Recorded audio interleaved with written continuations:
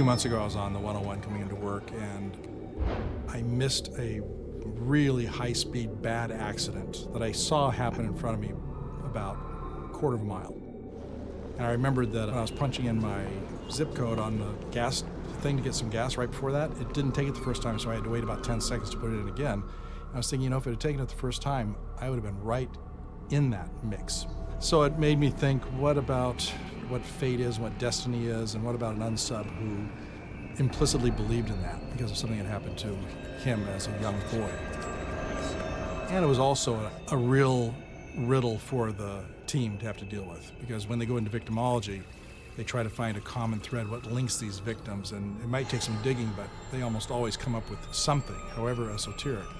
And this was a case of a guy who just decided the next 5 people who come in to buy their coffee or whatever, that's it. Wrong place, wrong time. Fate.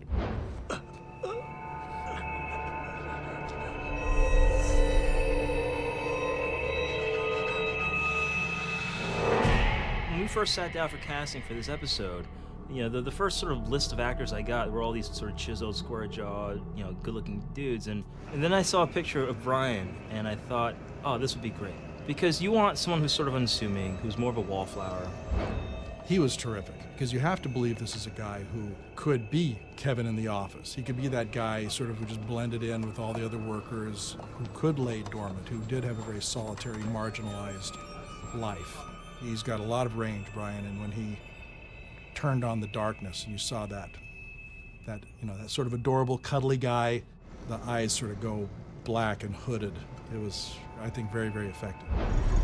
The great thing about working on Criminal Minds has always been the fact that you can actually flesh out your bad guys. They're not just like, they're killing people. You actually get into their headspace a little bit.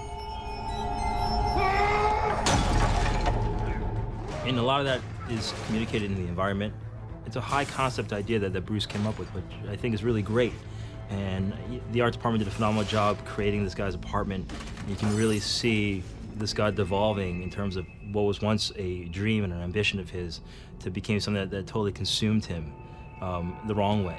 So I think everyone sort of had a hand in it, but it was definitely a different kind of show in that respect.